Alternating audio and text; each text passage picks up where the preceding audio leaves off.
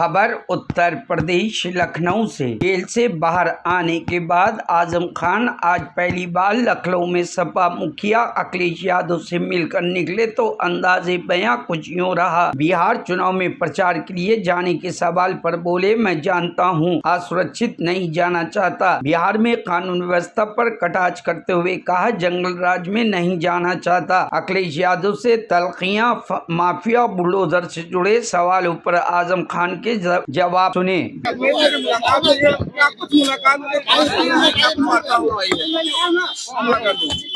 कुछ हमने हाले दिल कहा, कुछ उन्होंने कहा।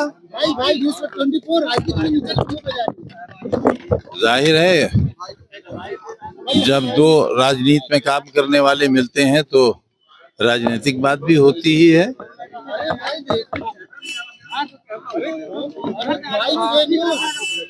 अब मुझे आप इजाजत दें तो मैं चला जाऊं। आज मुलाकात हुई है, दूसरे देश का बिहार में चुनाव है, क्या उस चुनाव में आप जाएंगे? अरे भाई नहीं हटाओ यार। जाना चाहता हूं, असुरक्षित नहीं जाना चाहता, जंगल राज में नहीं जाना चाहता। आज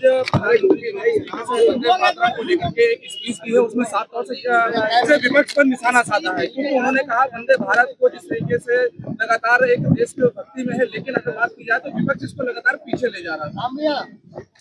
अब देखिए, जय समाजवाद तो कहेंगे नहीं, वो कहेंगे जिससे उनकी पार्टी को फायदा हो, तो हम उनसे क्यों वो उम्मीद रखें और न उनसे हम कोई शिकायत करें। अपना राजनीतिक दल है, उनका विचारधारा है, देश के बादशाह हैं वो, तो वो अपनी बादशाहत के लिए, अपनी कुर्सी, अपने राजनीतिक भविष्य के लिए जितनी कोशिश हो सकती है करेंगे और उन्हें करना चाहिए। जब अखाड़े में पहलवान उतरते हैं तो हर पहलवान जीतने के लिए उतरता है। हम भी हैं कहीं दूर खड़े हुए, अब देखना है हम लंगोट के साथ लड़ेंगे या बगैर लंगोट लड़ेंगे। बात लंगोट की कर रहे हैं, आने वाले समय में समाजवादी पार्टी का जिस तरह से पीडीए चल रहा है, उसी को लेकर के तमाम लोग गले लगा रहे हैं कि आजम खान की जो धमकियां हैं अखिलेश यादव से, वो अभी दूर नहीं हुई है, कहीं न कहीं उनके दिल में नहीं कर सकता। बेटा, दिल्ली कहाँ रह गया, दिल्ली कहाँ रह गया।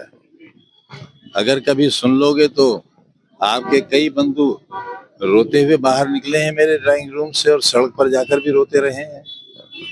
आप सुन नहीं पाओगे, कहाँ बगैर दिल के काम कर रहे हैं अब तो हम। कहा ये भी जा रहा है कि शायद इलाज कराने के लिए बोला गया कि आप लखनऊ कराइए, तो शायद आपने उसको लेकर के कहा था कि मैं रहूंगा था। हाँ, तो लेकर के भी कुछ बातें कहाँ है, चर्चा हुई है। मेरे पास देखिए, मेरी सैलरी पेंशन के अच्छे खासे पैसे हैं, करोड़ों में है। मेरी बीवी क्योंकि एसोसिएट प्रोफेसर से रिटायर हुई हैं और मुझ पर एक मुकदमा ये भी है, जब मैं चौथी बार मिनिस्टर था, जेड श्रेणी की सुरक्षा थी और मेरी बीवी उस वक्त एसोसिएट प्रोफेसर थी और हम दोनों ने एक शराब की दुकान लूटी थी। देखिए हमारे कारनामे तो देखिए आप, हम दोनों ने मिलकर एक शराब की दुकान लूटी थी और बोतलों के अलावा 16,900 रुपया गल्ले से भी लूटा था। तो हम तो गिनीज बुक में भी पता नहीं हमें कहाँ जगह मिलेगी जब हमारा इतिहास लिखा जाएगा, तो उसमें भी हम सजा के मुंतजर हैं।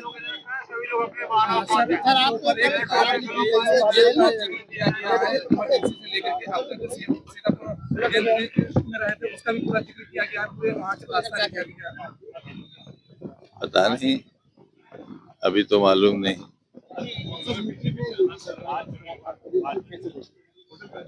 देखते ही नहीं है, चश्मा लगा रखा है, देखेंगे तो दर्द होगा, दर्द होगा तो चल नहीं पाएंगे।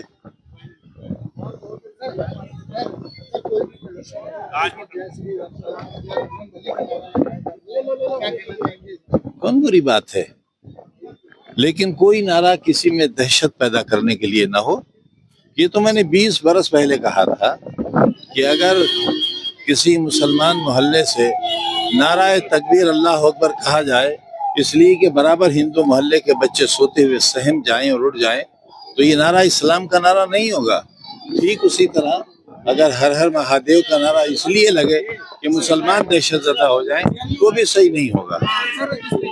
नारेबाजियां चली, नारेबाजियों को लेकर के स्वामी प्रसाद मौर्य जी ने एक बयान दिया था जिसमें उन्होंने कहा था कि उन लोगों को लाइसेंस मिल गया है दंगा करने के बाद जय श्री राम की नारेबाजी करने का। अब उनकी बात का तो जवाब मुझसे न लीजिए आप, तो अच्छा है, हमारे मित्र हैं और हम चाहते हैं कि वो शुभ शुभ बोला करें, और आजकल बोल रहे हैं शुभ, आप अगर सुनते नहीं है तो आपकी गलती है। अब पता नहीं किन हालात में क्या कह दिया होगा। आप एक साथ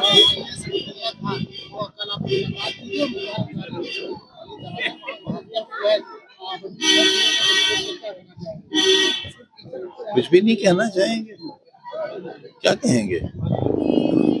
हमारी भी रोजी रोटी का कहीं ठिकाना था, वहां भी बुलडोजर चला, किसने किया? 2027 के चुनाव को लेकर के अखिलेश यादव लगातार पीडीए को लेकर के सक्रिय है। पंचायत नहीं किया गया, पीडीए को लेकर के आप क्या राय है, क्या कुछ है ये 27 में क्या और कुछ भूमिका होगी आपकी?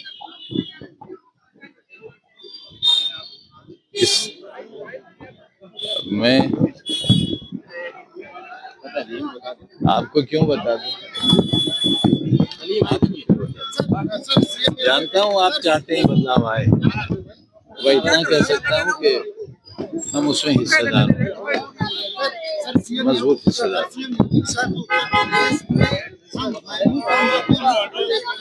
देखिए ना, मैं माफिया नंबर 1 खड़ा तो हूँ आपके सामने, मैं खड़ा तो हूँ आपके सामने। अब मुझसे बड़ा माफिया कौन है? मैं खड़ा तो हूँ आपके सामने, मैं तो मिसाल हूँ, और मेरे बाद सदियों मिसालें दी जाएंगी। लोग हमारे किस्से कहानियों की तरह सुनाया करेंगे, आपके बच्चे अपने बच्चों को सुनाया करेंगे और बताएंगे कैसा दौर भी हिंदुस्तान में आया था। Bureau report, news hub Bharat.